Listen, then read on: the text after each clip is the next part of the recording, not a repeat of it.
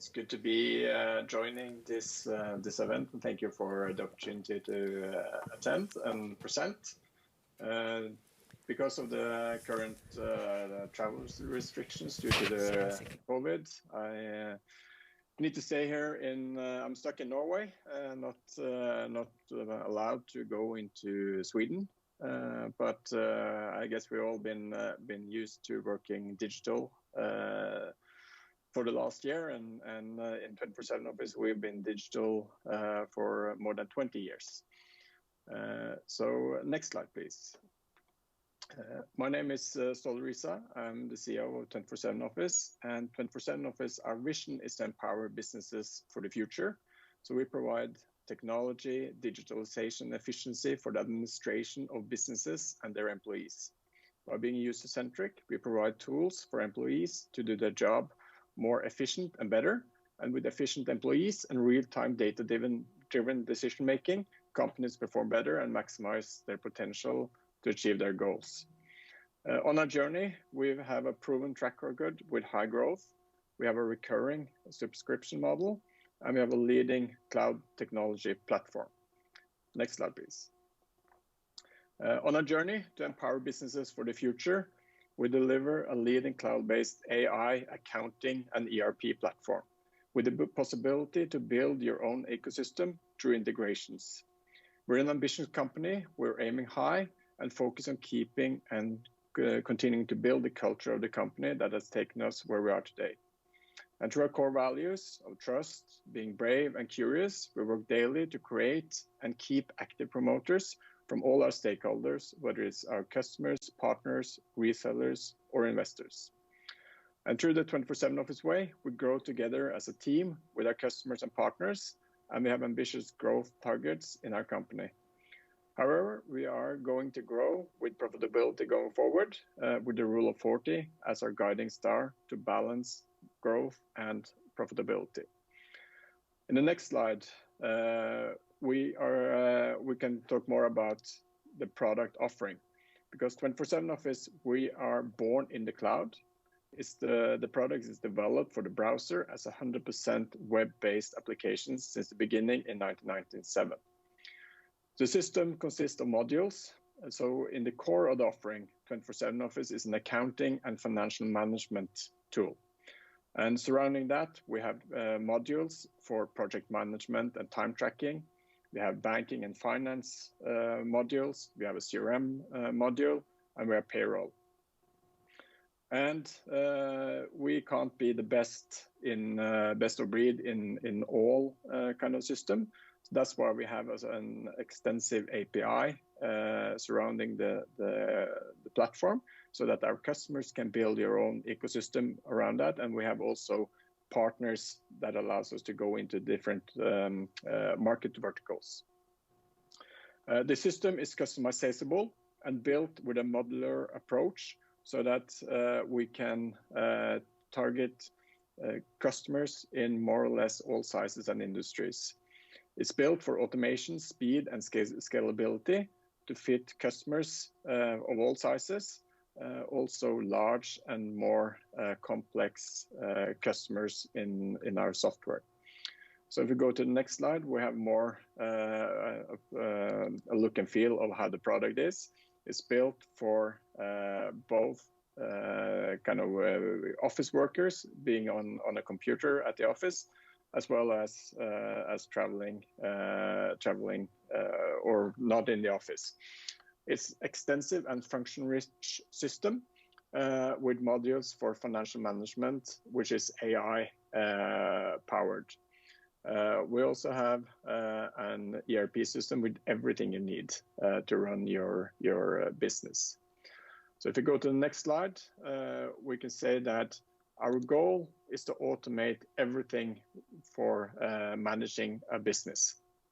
Everything from the cost side to the revenue side, and reporting and integration with other systems our customers are having. And that on the cost side, we've been talking a lot on AI and automation, how you receive inbound invoices, and automate large volumes of invoices. Next slide, please. Through our ecosystem, our customers, they can build their own custom integrations, and that's specifically important for larger organizations which have different software in different areas of their business. And one way of automating and being more efficient is to do a digital information flow from one system to the other. So integrations are an important part of the digitalization.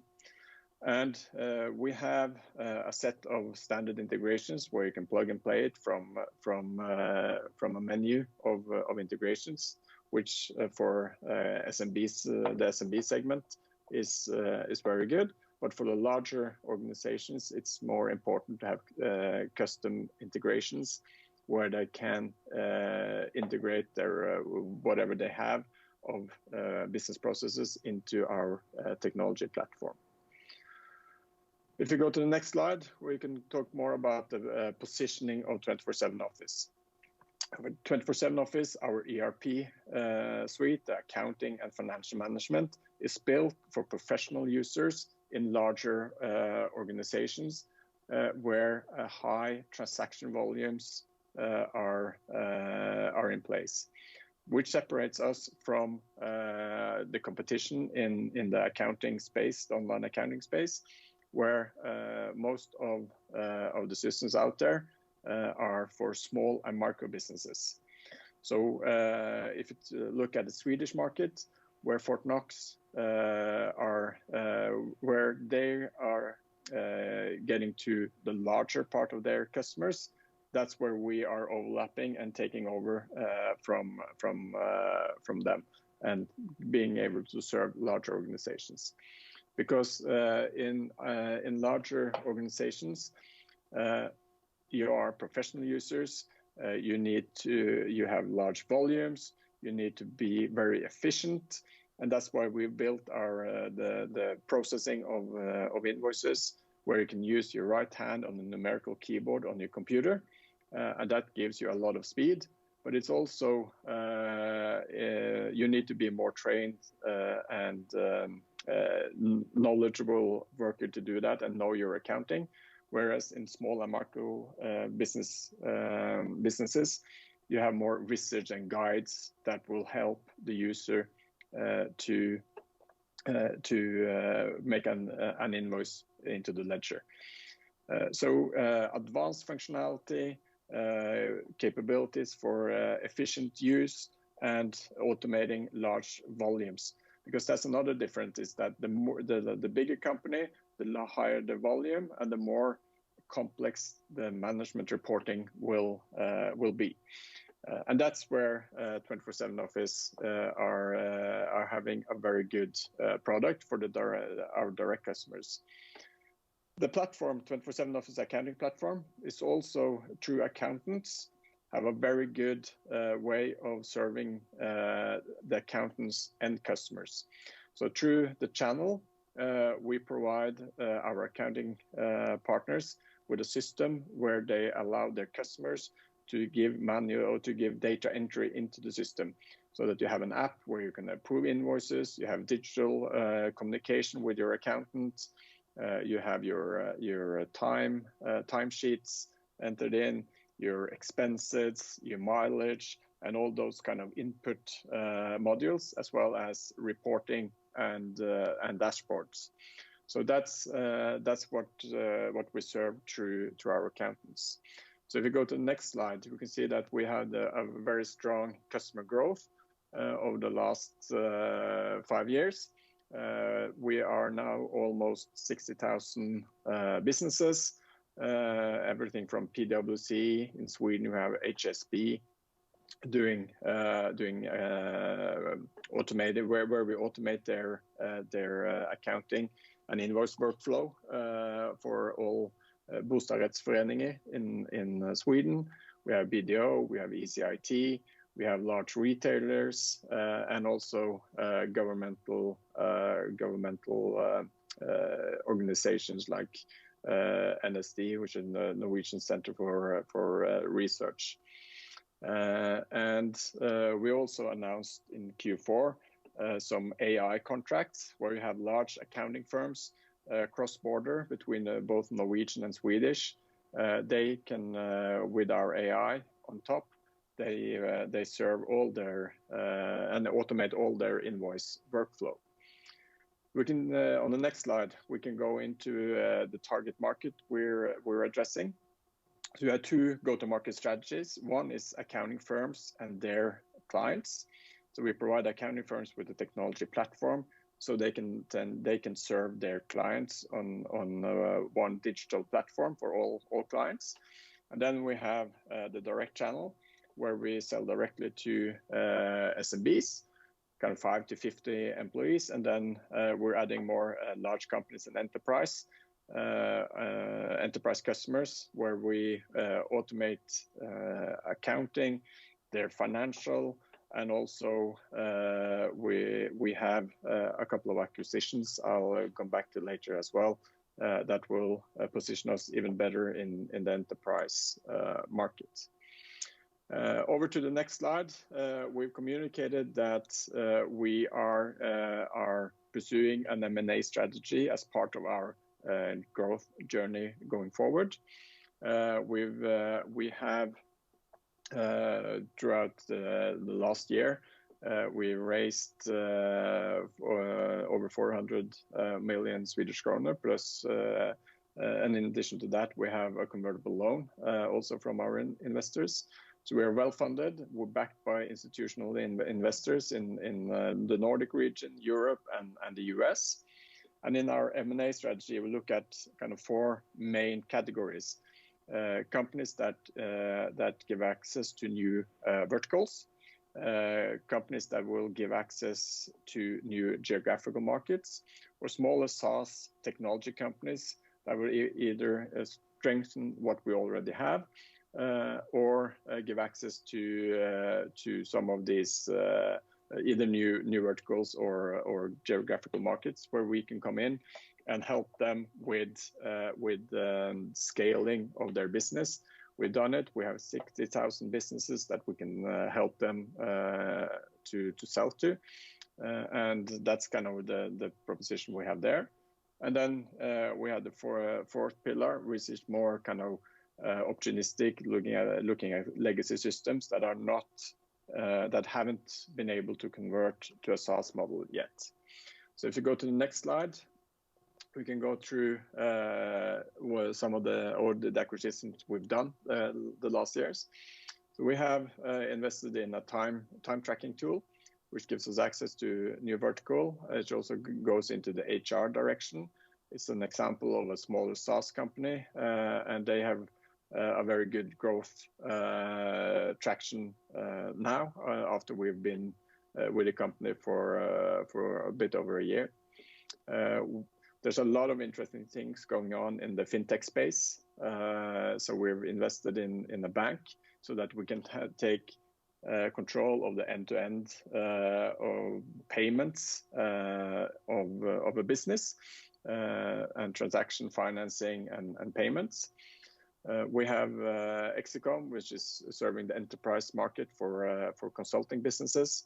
They have Axfood, Scania, and PwC auditors as customers on their project management software, and that combined with the automation of accounting and AI is a very solid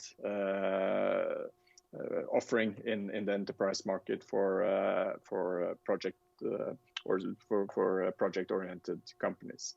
And then we have Masterplan, which is a material resource planning for production companies, which also gives us access to new vertical, new geographies. It's a US company, and it also has it is a SaaS company with a SaaS offering.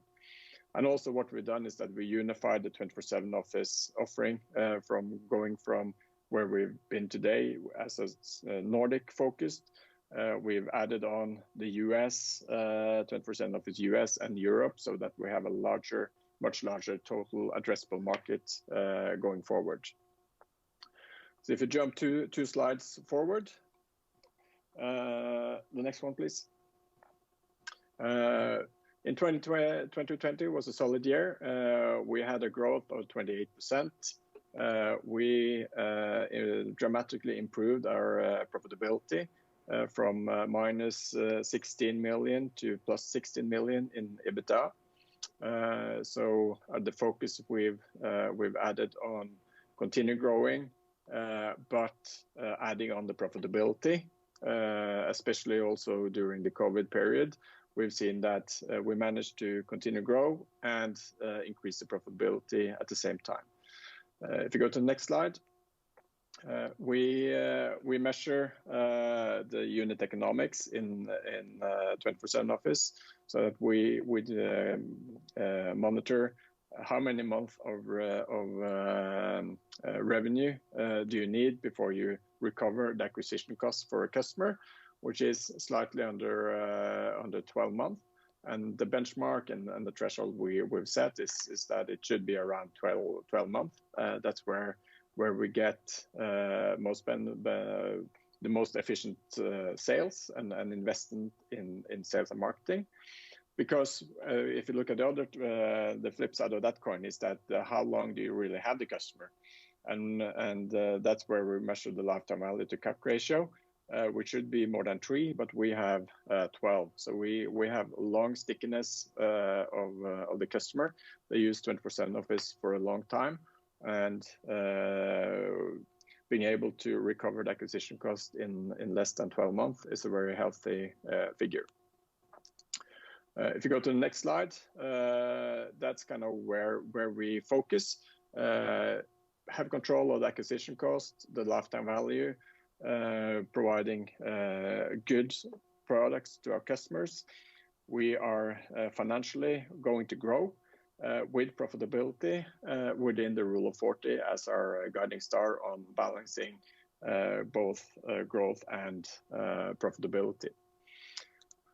If you go to the next slide, we'll see that where we are focusing on our next journey to increase usage from our existing customers, adding on new customer wins and increase the lifetime value. There are two very interesting areas to dig into, which is AI, where we already started. HSB is there. We have large accounting firms, so that's really taking off at the moment. The next one, the other part is fintech, where we integrate banking, but with the investments we've done in the bank, so that we can really automate what we see, or automate bank reconciliation. And through PSD2 and the European directives, opening up that market is a very interesting market, not only for payments, but also on financing and credit cards and all other financial services. So through that investment we have with the bank, we have a real partnership where we can really innovate and be in the forefront of the banking industry as well. And I think I stop with the presentation there, and if anyone have more questions around AI and fintech, I'm open to that in the Q&A session, and also happy to talk more with people afterwards. I think that's it with the time for now. Okay, thank you very much, Staale. Pretty impressive, I must say. So perhaps we can pick up where you left off with the fintech, the opportunity there. Is this just another vertical that will give you some extra cash on the bottom line, or do you think there's a significant strategic value to this endeavor as well? For us, it's a really strategic part. You see that banks are trying to get into the ERP space, and kind of banking and accounting are fitting very well together. And what we've looked at is that there is some problems with kind of, we've integrated with kind of 80% of the banks. So whatever bank you have, you can automate your banking, but still the banks, they charge a lot of money for that integration. PSD2 were to open up that, but it's none of the banks are best in class. There are always some kind of hurdles the more you dig into it, especially in the B2B space. So for us to really innovate and be in the forefront of adding this into one offering, we saw that we need to invest in the bank to be the largest shareholder. And because of ownership regulations, you're not allowed to own more than 10% of a bank in Norway, and you can apply for the financial institutions to be able to own up to 20%. So that's application is there. And if you ask the customers, they really want to have the banking in their accounting system. So there's been a survey in Norway where 64% say they want their banking in the ERP system. And if you go as a customer, you go to and try to figure out where are you going to get control of your company's financial. You go to the accounting system and you go to the accountant. Kind of 55 to 60% go there, and only 4% goes to the bank advisor. So the customers want it. The banks are charging too much. There's not automation there, and that's something we're going to do more efficient, more automated at a cheaper price. So it's definitely a strategic move to go into the fintech space. Thank you. That seems to be strong rationale behind that decision, and a lot of customer satisfaction. So you mentioned several verticals where you're active, several verticals where you have performed acquisitions. How do you keep it all together and keep, still your focus? And how do you know if something is, worth pursuing or not? How do you make that analysis? The core is always kind of accounting and financial management. That's kind of in the center of it all. And surrounding that, you have modules and products to strengthen that kind of accounting and financial management. One example is that our long-term vision kind of automate everything. On that journey, you need to integrate, you need to have as much kind of functionality as possible into one system, and also to be able to automate and empower the business for the future, provide them real-time decision-making. They need the good data. And that's the reason for having this big suite of modules. So that if you use the CRM system, when you use the CRM system, you have your sales reps to use a sales pipeline and forecasting. Then you can give analysis to that sales pipeline and see whether it's increase, decrease, average deal size, the lead time, and the closing, the hit rate on closing. And those numbers, they will predict the cash flow in the next kind of 9 to 18 months. And kind of combining that CRM data and the first part of analyzing how the cash flow will be in the future. The same goes with the time tracking. The more control you have of the time of a project, billable hours, how much time you spend, whether that increase, decrease, will give you something, some information about the forecasting of cash flow and results in the future. So it all kind of fits together, but the core offering is kind of financial administration, but you need all those kind of inputs around it to be able to provide the customers with what they really need and what they really want to have now and also in the future. Okay, thank you. Let's go to your P&L. Solid growth, 28%. What are the most important factors behind that? It's a combination of a lot of things. We're selling to new customers. We have a very good product. We are increasing upselling on existing customers. So we provide new services to them. We have the go-to-market strategy of accounting firms. So we sell the system platform to the accounting company.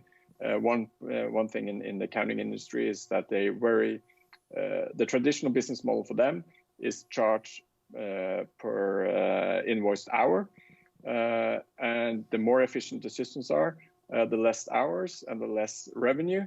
So they need to rethink their business model. We have the platform to be efficient. We have the platform to help them digitalize and be more efficient. So we get them on. We get one cell, one accountant, a lot of customers. And we work with accountants over the time to increase usage, and that increased usage will increase revenue as well. Have you communicated like the proportion of what is new sales and what is upsales? No. No. Okay. No. So it's a mix. It's a mix. Yeah. Okay.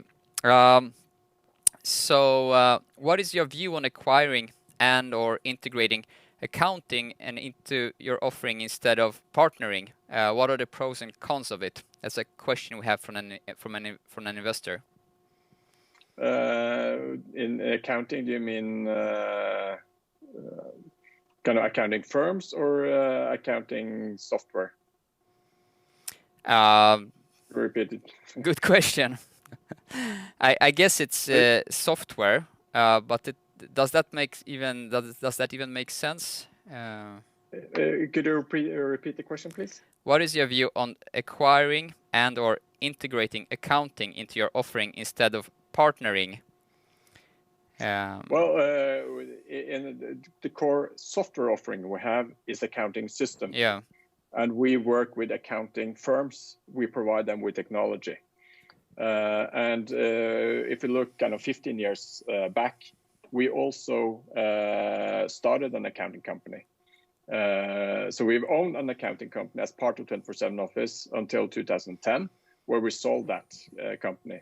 And we grew that company from, there were kind of 2 people when they started and 45 when we sold it. So we've been through a solid growth in accounting firm as an accounting firm. But when you grow that size and you're going to go to the market as a technology, one thing is kind of the culture from an accounting company and a software company is 2 different cultures. Also, the other thing is that at that point, we were one of the biggest independent accounting firms. And when you're one of the biggest independent accounting firms and you go out to other accounting firms selling software as an independent vendor, it's not kind of we at that point we didn't have that credibility to be independent. So for us, it's better to divest that, focus on software, and take the knowledge we've had from that industry, growing our own accounting firm. And instead of building our own accounting company, we provide all accountants out there with best practice, good software, and that's where what motivates us the most is empowering the accountants to do their job better and give them superpowers with AI and all kind of automation and fintech and help them serving good for their customers. Okay, good. So just let's wrap it up with a final question. What do investors have to look forward to from you guys in 2021? I think we've said that we're going to grow within the Rule of 40. So you see continuous growth, you'll see profitability, and you'll see more kind of what we've said in terms of M&A. You will see, if you look a bit longer than 2021, you'll see more international presence as well. We've acquired US companies, we have Sweden, we have Norway. So the platform is multinational. So in the years to come, you'll see good growth, profitability and acquisitions, and continuing developing and building a very good and decent kind of software offering to the business market. Perfect. Thank you very much, Staale Risa, and good luck on your journey. Thank you very much. Thank you for having me.